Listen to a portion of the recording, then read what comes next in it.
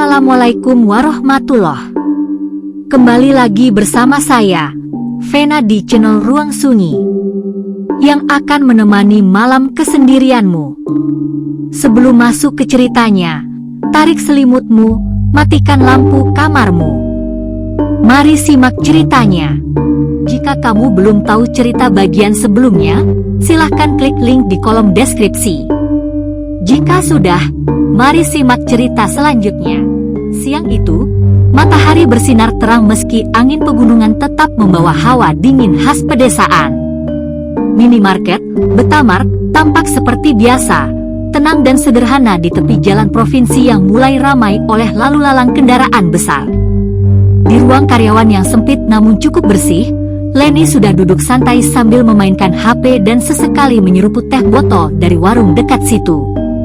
Wajahnya masih terlihat agak pucat, tapi jauh lebih segar dibanding kemarin. Pintu ruang karyawan terbuka. Yono muncul dengan jaket abu-abu andalannya. "Yo, sapa Leni?" tersenyum. "Halo, Len. Udah balik kerja aja? Udah baik kan?" Yono melepas jaket dan duduk di bangku sebelah. "Alhamdulillah, udah agak mendingan. Tapi semalam sempet mimpi aneh sih," jawab Leni pelan. Yono menoleh cepat. "Mimpi apa?" "Enggak tahu, kayak ada yang ngeliatin dari balik kaca etalase belakang. Pas aku deketin, bayangannya malah kayak aku sendiri. Tapi pucat, senyum aneh." Yono diam sejenak. Hatinya mencelos. Namun ia mencoba tetap tenang. "Ya udah, jangan dipikirin dulu. Yang penting sekarang udah bisa kerja. Tapi, aku udah lakuin yang Pak Ustaz suruh." Leni menatapnya heran. "Maksudnya?" Yono membuka tas kecilnya, memperlihatkan plastik kosong yang sebelumnya berisi air doa. "Tadi pagi, sebelum toko buka, aku siram airnya di belakang rak gudang dan dekat toilet." "Diam-diam." Leni membelalak. "Sendirian?" Yono mengangguk. "Iya. Bismillah aja." Leni terdiam. Perlahan, ia tersenyum kecil. Yono tersenyum, lalu bangkit berdiri. "Ayo, jam kerja udah mulai. Kasir nungguin tuh." Mereka keluar dari ruang karyawan dan menuju ke meja kasir bersama. Suasana masih tenang. Belum banyak pembeli. Dan di luar sana, langit mulai menggelap, pertanda hujan akan turun. Sore itu langit tampak muram, awan hitam menggulung pekat di atas pegunungan. Hujan turun deras sejak setengah jam lalu, mengguyur jalanan utama dan membasahi tanah yang mulai mengeluarkan aroma lembab. Di dalam minimarket Betamart, hanya Yono dan Leni yang berjaga. Rak-rak barang rapi, kasir kosong tanpa pembeli. Pak Kepala pergi ke kantor pusat sejak pagi, katanya ada pelatihan manajemen.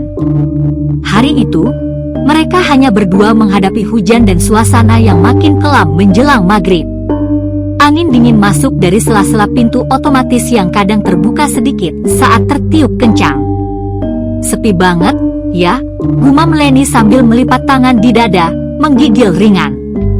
"Iya, kalau terus hujan gini bisa-bisa shift malam juga bakal kosong," sahut Yono, berdiri memandangi hujan dari balik kaca depan.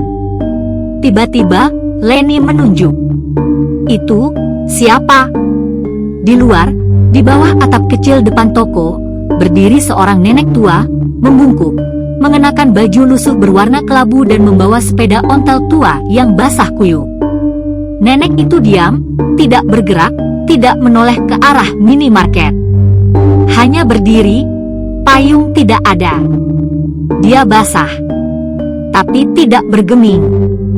Yono dan Leni saling pandang. Hening sejenak. "Ibu itu dari mana ya? Kok sendirian hujan-hujan gini?" tanya Leni pelan, nada suaranya sedikit khawatir. Yono menatap lebih lama ke arah nenek itu. Ada rasa kasihan. Meskipun suasana terasa sedikit janggal, dia menarik napas dan memutuskan sesuatu. "Gue ke belakang bentar, bikin teh anget," katanya sambil berjalan ke pantry kecil. Tak lama, ia kembali membawa gelas plastik berisi teh hangat dan sepotong roti lapis dalam bungkus. Lenny menahan lengan Yono sejenak. "Yo, hati-hati." Yono hanya tersenyum dan mengangguk kecil. Ia membuka pintu depan yang otomatis menggeser ke samping. Angin dingin langsung menerpa. Hujan terdengar lebih keras di luar. "Nek," sapa Yono lembut saat mendekati nenek itu. Nenek itu tidak menoleh. Yono melangkah perlahan, lalu menaruh gelas teh dan roti di bangku plastik depan minimarket. "Silakan duduk dulu, Nek. Ini ada teh anget, roti juga, biar gak masuk angin." Perlahan, ia mengarahkan nenek itu untuk duduk di bangku. Nenek itu mengikuti, masih tanpa suara. Ia duduk, memandangi hujan, tangannya gemetar tapi tidak menyentuh teh atau roti. Yono menatapnya beberapa detik lagi, lalu kembali masuk ke dalam. "Dia mau duduk?" tanya Lenny pelan. "Iya." Tapi dia belum bilang sepatah kata pun. Kayak orang linglung. Tapi matanya, kenapa matanya kayak kosong, tapi tajam, bikin merinding. Lenny memeluk dirinya sendiri, menatap ke arah nenek itu dari balik kaca. Di luar, nenek itu tetap duduk, masih tidak menyentuh apapun. Dan hujan belum juga reda. Langit makin hitam, adzan maghrib pun mulai berkumandang. Sore itu langit tampak muram, awan hitam menggulung pekat di atas pegunungan. Hujan turun deras sejak setengah jam lalu, mengguyur jalanan utama dan membasahi tanah yang mulai mengeluarkan aroma lembab. Di dalam minimarket Betamart, hanya Yono dan Lenny yang berjaga. Rak-rak barang rapi, kasir kosong tanpa pembeli. "Pak Kepala pergi ke kantor pusat sejak pagi, katanya ada pelatihan manajemen." Hari itu, mereka hanya berdua menghadapi hujan dan suasana yang makin kelam menjelang maghrib. Angin dingin masuk dari sela-sela pintu otomatis yang kadang terbuka sedikit saat tertiup kencang. "Sepi banget, ya," gumam Lenny sambil melipat tangan di dada, menggigil ringan. "Iya, kalau terus hujan gini bisa-bisa shift malam juga bakal kosong," sahut Yono, berdiri memandangi hujan dari balik kaca depan. Tiba-tiba, Lenny menunjuk. "Itu, siapa?" Di luar, di bawah atap kecil depan toko, berdiri seorang nenek tua, membungkuk, mengenakan baju lusuh berwarna kelabu dan membawa sepeda ontel tua yang basah kuyup. Nenek itu diam, tidak bergerak, tidak menoleh ke arah minimarket. Hanya berdiri, memandangi hujan deras. Payung tidak ada. Dia basah, tapi tidak bergeming. Yono dan Lenny saling pandang. Hening sejenak. "Ibu itu dari mana ya? Kok sendirian hujan-hujan gini?"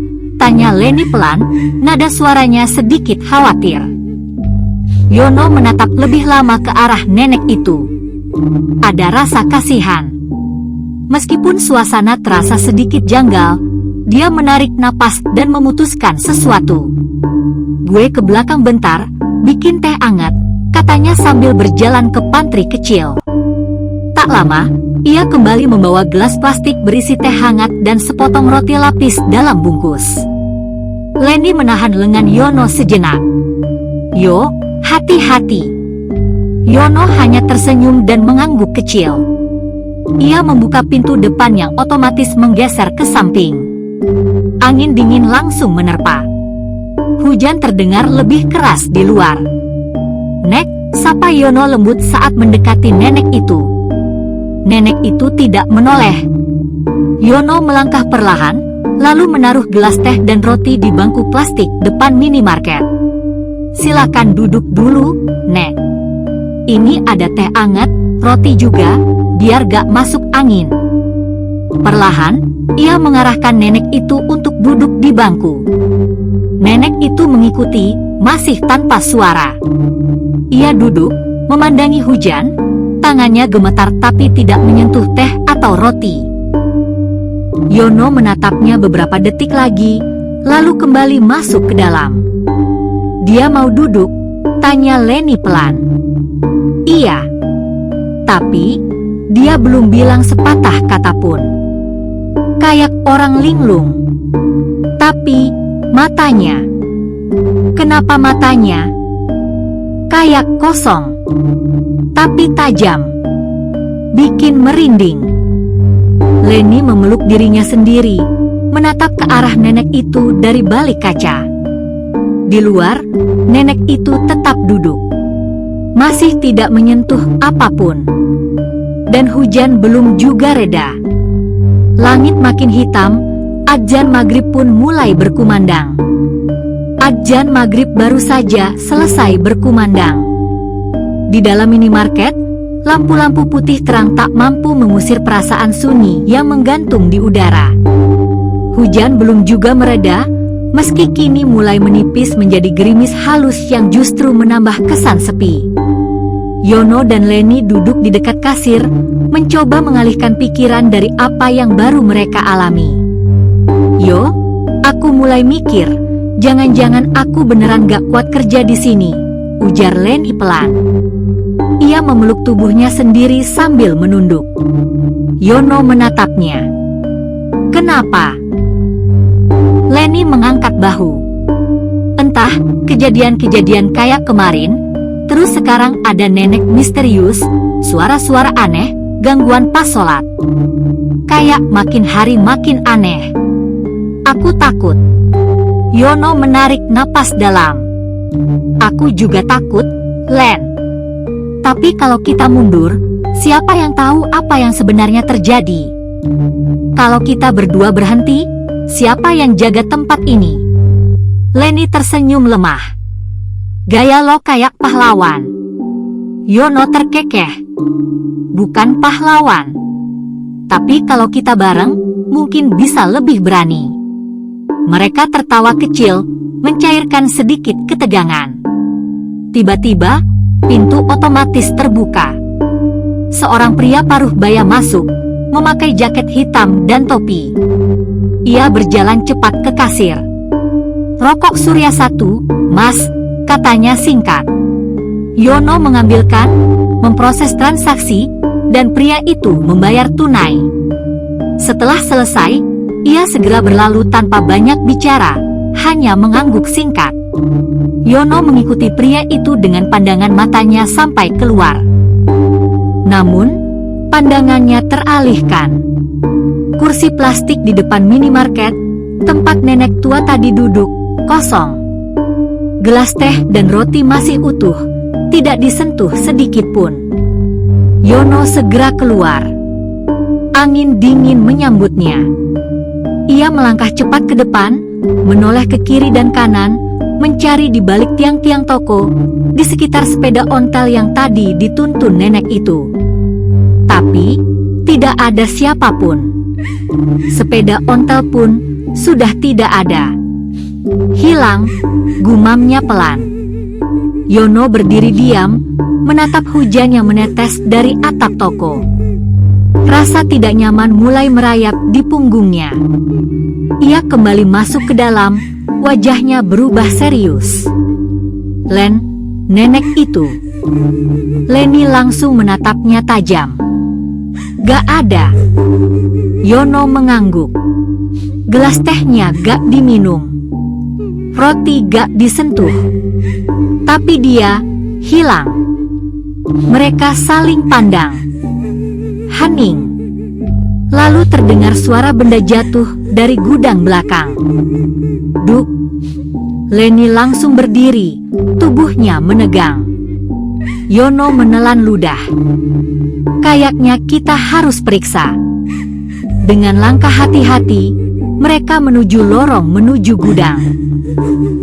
Udara terasa lebih dingin. Dan lampu di ujung lorong mulai berkedip pelan. Langkah kaki Yono dan Leni bergema pelan di lorong menuju gudang belakang. Lorong itu sempit, diapit rak penyimpanan dan dinding dingin berwarna abu-abu pudar. Lampu neon di atas mereka mulai berkedip pelan, menambah suasana tegang yang menggantung di udara. Sesampainya di depan pintu gudang, Yono berhenti, mengisyaratkan Leni untuk tetap di belakangnya. Ia mendorong pintu pelan-pelan. Bunyi engsel yang berderit panjang menambah rasa merinding di punggung mereka. Gudang itu gelap. Lampunya mati. Yono meraba dinding, mencari saklar. Klik. Lampu menyala. Cahaya redup menyinari deretan kardus, rak logam, dan barang-barang stok. Tidak ada siapa-siapa. Tapi suasananya berbeda. Seperti ada sesuatu yang menyaksikan mereka dari sudut-sudut gelap ruangan. Duk. Tiba-tiba salah satu kardus di rak atas terjatuh sendiri ke lantai. Leni menjerit kecil dan memeluk lengan Yono. Yo, astagfirullah. Yono menatap rak itu tajam. Tidak ada binatang, tidak ada angin.